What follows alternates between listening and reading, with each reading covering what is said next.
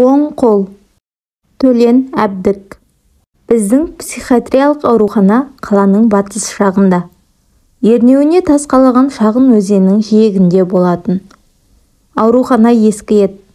Сылақтары түсіп қалған алабажақ кірпіш дуалының төбесінде әбден тат басып шіруге айналған қаңылтыр шатыры бар. Маңайда машина жүретін көше болмағандықтан төңірек ертелі-кеш құлаққа ұрғандай тып-тыныш болып тұрады. Көктем кезінде өзеннің сарқыраған дыбысын терезені ашып тастап түнімен естіп шығасың. Тау жақтан жел соққанда арғы беттегі бақшадан жемістердің қышқылтым иісі мұрынға келеді. Жазшыға бала-шағаларымен күнге қыздырынуға келген қала халқы жағаға симай кетеді. Жалпы аурухана үйінің ескілігі болмаса, тұрған жері психика дертіне шалдыққандар үшін таптырмайтын орын.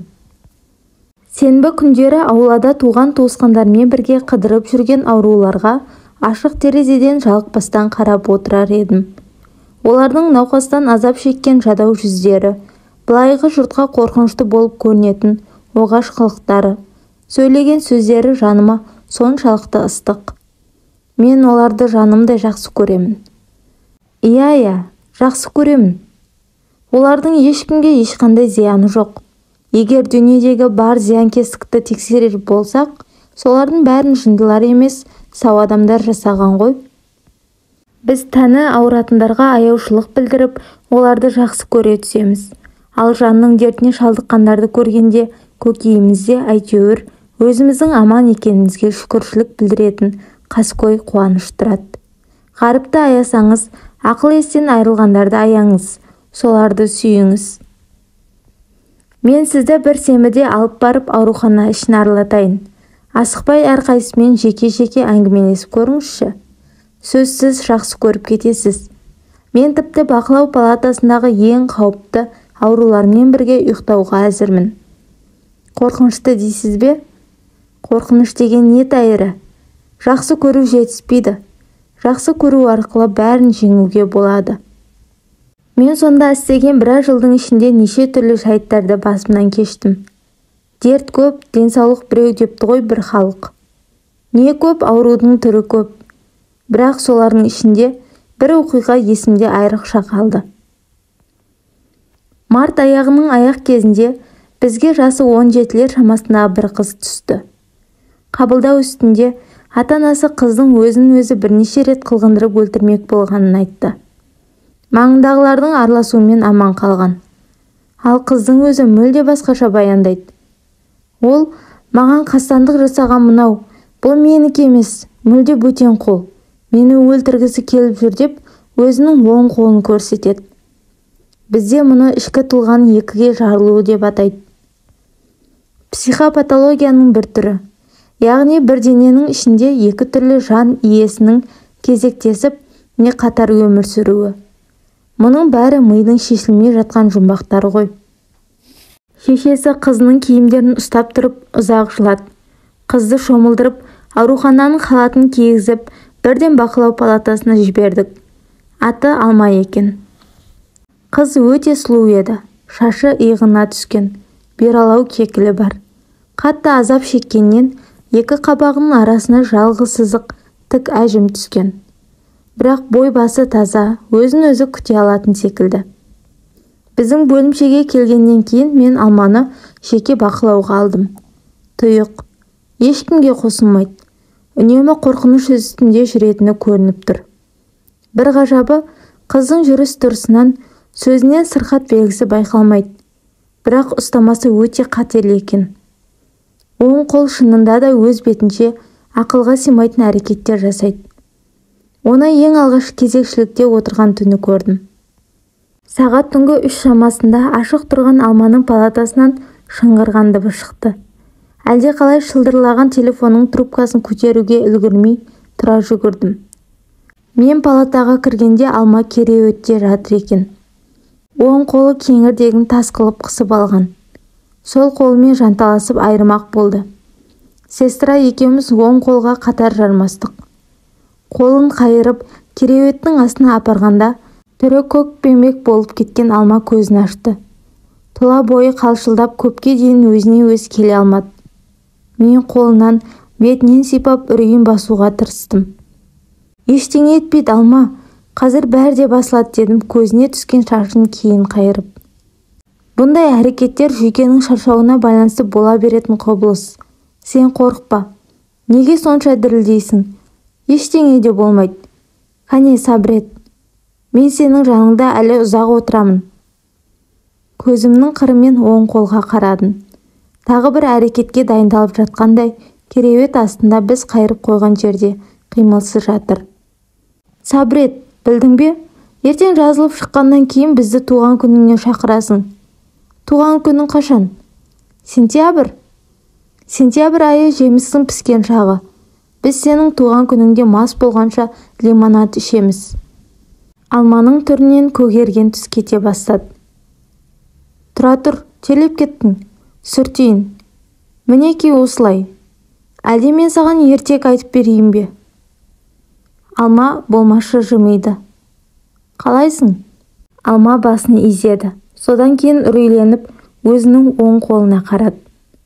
Қорықпа дедім, тағы да бір қалыпты баяу дауыспен. Бұл сенің өз қолың. Жоқ деп баж ете қалды Алма. Жоқ, менікі емес. Жоқ. Алма тағы да терлеп кетті. Мен Алманың кереует астында қолын ұстадым. Қол дір ете қалды. Мінеки ештеңе де жоқ, қорқатын түк те жоқ. Бұдан былай мен саған күнде жатарда әңгіме айтып беріп тұрамын. Жарай ма? Жарайды деді аздап тынышталған Алма.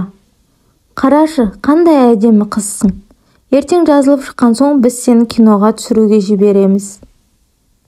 Алма ептеп көңілдене бастады. Мен оның жанында таң бозарғанша отырдым. Сол түннен бастап Алманың науқасы туралы жеке күнделік жүргіздім. Тіпті өзіме жеке ғылыми объектінің табылғанына қуанғанымды да жасыра алмаймын. Оң қол Алмаға тек қалың ұйқы құшағына енгенде шабуыл жасайды. Яғни өзіне қанша түсініксіз болғанмен, өзін-өзі өлтіру ниеті қыздың миында бар деген сөз. Бірақ ол ниет кімнің ниеті? Қайдан келген? Алманың бүкіл өткен өмірін, мінез құлқын, адамдармен қарым-қатынасын зерттей келіп, мұны өз басынан туған ниет деуге себеп таба алмадым. Бұл қалайда қанмен тұқым қуалап келген ниет. Науқастың шешесі, я әкесі, я әкесінің әкесі бір кезде өзін-өзі өлтірмек болған. Енді олар әлдебір құпия заңдылықпен Алманың санасында тұрып, өздерін-өздері өлтіргілері келеді. Бірақ олардың өздері жоқ. Санасының иесі қыз өлуге тиісті. Әлгі ниет қыздың организмі толық тыныштыққа енген кезде таңғажайып қатерлі рефлекс арқылы оянып, оң қолға сигнал береді. Ұстама 3-4 күнде бір, кейде тіпті күн сайын болып тұрады. Алма үрей мен шала ұйқыда мүлде жүдеп кетті. Біз енді оң қолды кереуетке байлап тастайтын болдық. Бұл алғашқы кезде жақсы нәтиже берді. Алма бір аптадай тамаша ұйықтап жүрді. Бірақ оң қол басқа бір қулық ойлап тапты. Ол Алманың көзі ілінісімен байлаудан жұлқынып, дамылсыз ырғап оята бастайды. Ұйқысыздықтан азап шеккен Алма галлюцинацияға ұшырайды. Енді оң қолды байлаудан босатып, тек түнгі сағат 3 пен 5-тің арасында бұрынғыша күзетіп отыратын болдық. Шынымызды айтсақ, күзеткеннен басқа ештеме бітірмедік. Ешқандай дәріден де, электротерапиядан да. Қайта электротерапия жағдайды қиындатып жіберді. Әсер болмады. Сенбі күні сағат 9-дан бастап Алманың шешесі мен ағасы келеді. Құлыным дейді анадайдан шешесі. Қалайсың құлыным? Алма үнсіз басын изейді. Шешесі үйден әкелген тағамдар мен жемістерін сөмкесінен шығара бастайды. Керек жоқ дейді Алма басын шайқап. Тамақтың керегі жоқ.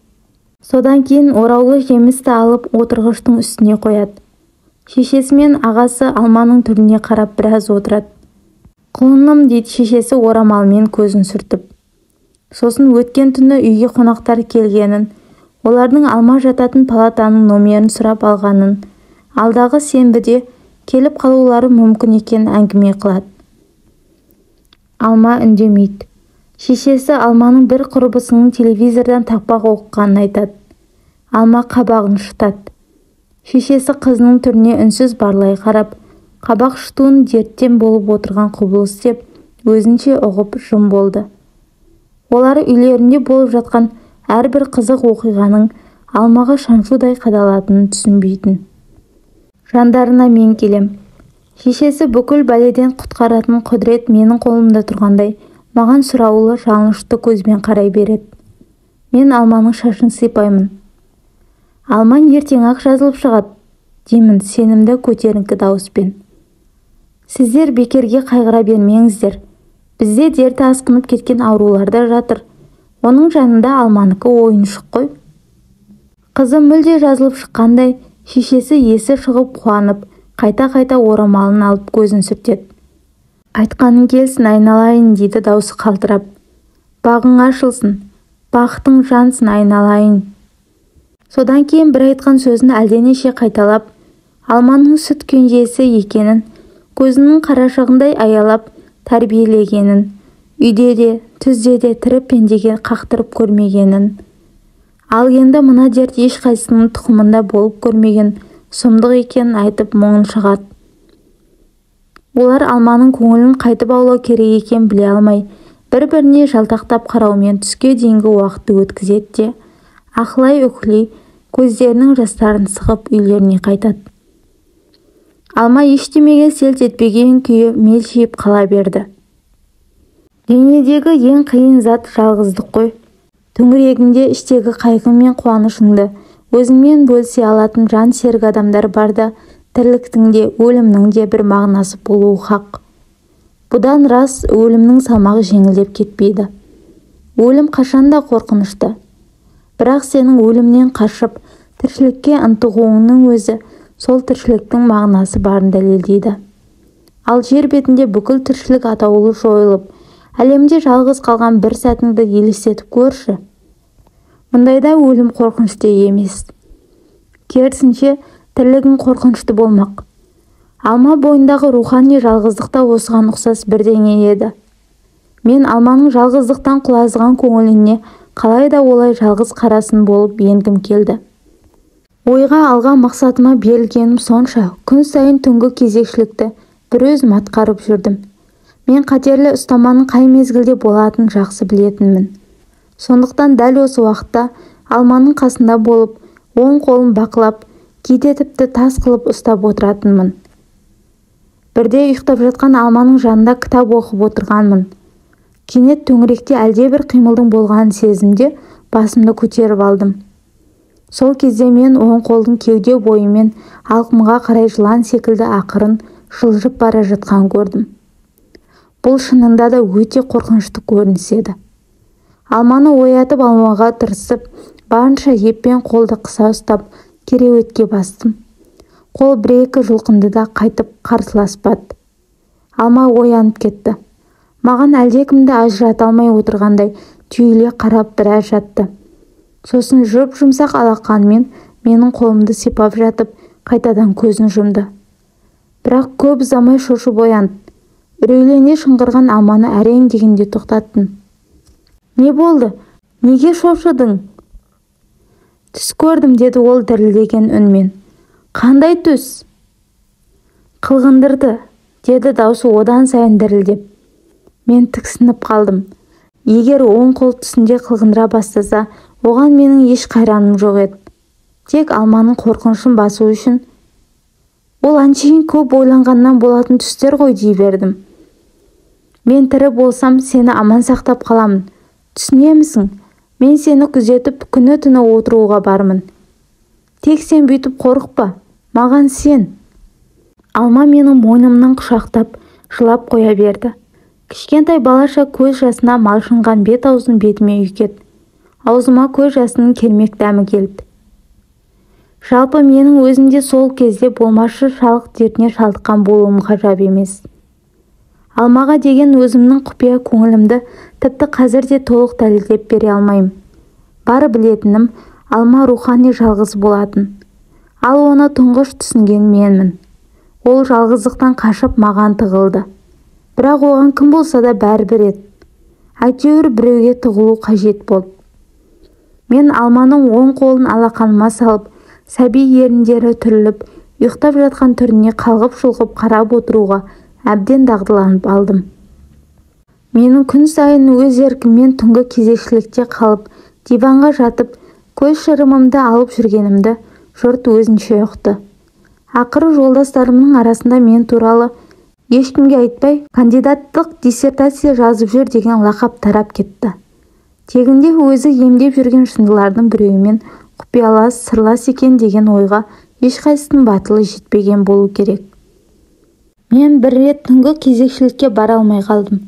Келесі күні Алма сол қолымен білегімнен сипап отырып, «Сіз болмасаңыз мен әлдеқашан өліп қалар едім» деп сыбырлап. «Сіз неге келмедіңіз? Түнде қатты приступ болды. Кешір, келе алмадым. Сіз ылғи кешкілік менің жанымда боласыз. Қашан қыдырасыз?» Алма халатын түймесін шұқылай бастады. «Қызыңыз бар шығар. Сізге қыдыру керек қой». Оның бұл сөзі маған мүлде ұнамады. «Менің қызым жоқ, сондықтан кешке ешқайда қыдырмаймын» дедім бетіне тура қарап.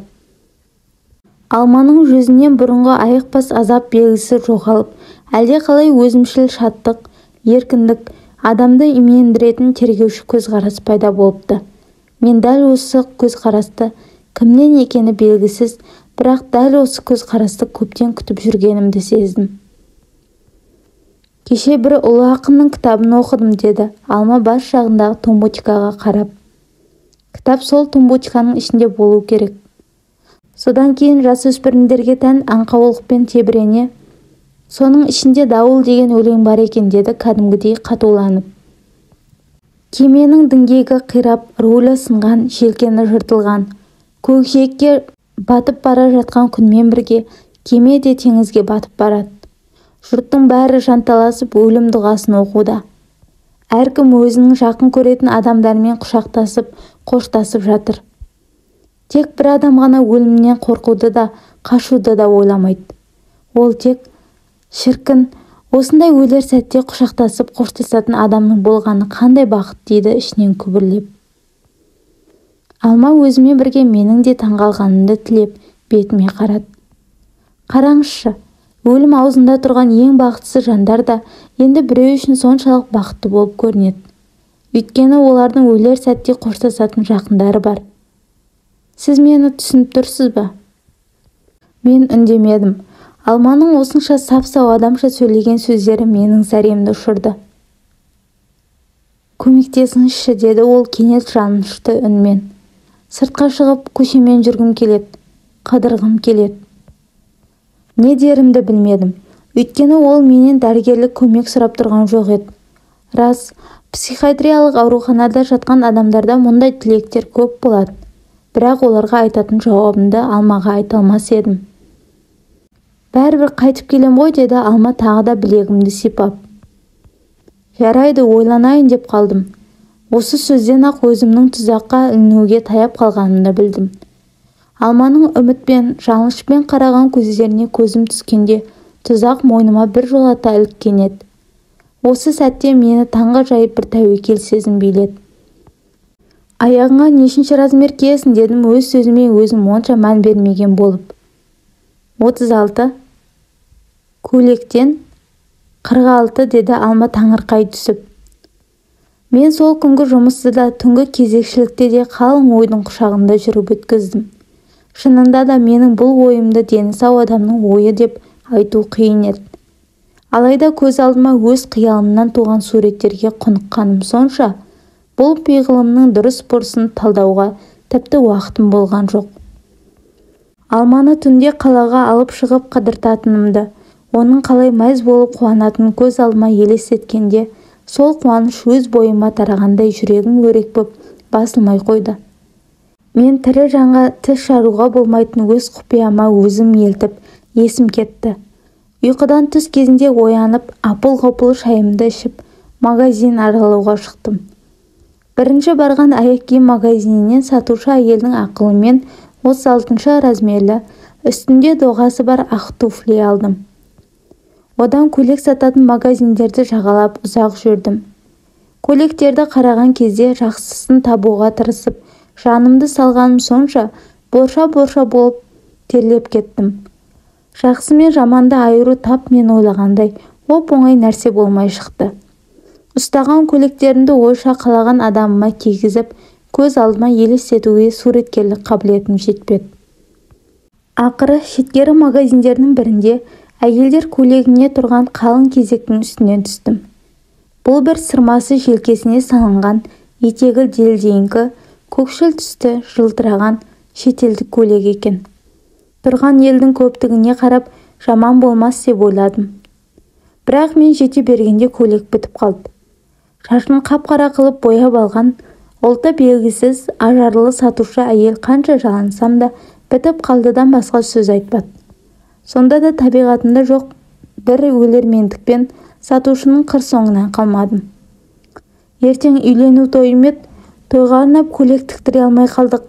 Ендігі үмітім осы ғана деп зуылдатқан кезімде өзім танымай қалдым. Өлермендіктің пайдасы тиді. Халықтың бәрі тарап біткенде үстіне 5 сом қосып сатушыдан 46 размерлі бір көйлек алдым. Қас қарая сатып алған заттарымды өзімнің күнге киетін қара көзілдірігімді сумкама салып ауруханаға келдім. Неге боп-боссың, ауырып тұрған жоқсың ба, деді бірінші көрген сестра. Жоқ, әншейін болар, тыныштық па, дедім қызмет бабында сөйлеген түр білдіріп. Тыныштық? Мен ауруларға рецепт жазылған кітапшаны аударып отырып, көзімнің қырымен сестраны аңдудамын. Сестра шымылдықпен қоршалған процедура кабинетіне кіргенде сумкамды ала-сала жүгіре басып, Алманың бөлмесіне кіріп кеттім. Алма төсегінде кітап оқып отыр екен. Менің түріме үрейлене әрі таңырқай қарады. Мә, тез киін, дедім сумканы алдына тастай беріп. Мен 3 рет қатты жөтелгенде бөлмеңнен шықты, төмен түсе бер. Ұқтың ба? Тез. Мен бөлмеден жылдам шығып, орныма келіп, бұрынғыша рецепт кітапшасын алып, бет алды ақтара бастадым. Сағатыма қарап қоям. Неше минутта киініп болуы мүмкін деймін ішімнен дегбірсізденіп. 2 туфли, 1, 2, көйлек, 3, 4, 5, жарайды, 6, көзілдірік, 7, бітті ғой, киініп болды ғой, жарайды, тағы азғантай уақыт. 1, 2, 5 минут өтті. Мен процедура кабинетіне кірдім. Сестра ине қайнатып тұр екен. Барымша қатты 3 рет жөтелдім. Сестра таң қалып бетіме бажырая қарады. Апай, дедім жанына тақай түсіп. Бір үлкен шаруам болып тұр. Қызыма барушы едім. 2-3 сағатта оралам. Аяқ астынан ештеңе бола қоймас. Алманың есігін ашпаңыз, мен келгенше. Ұйықтап жатыр.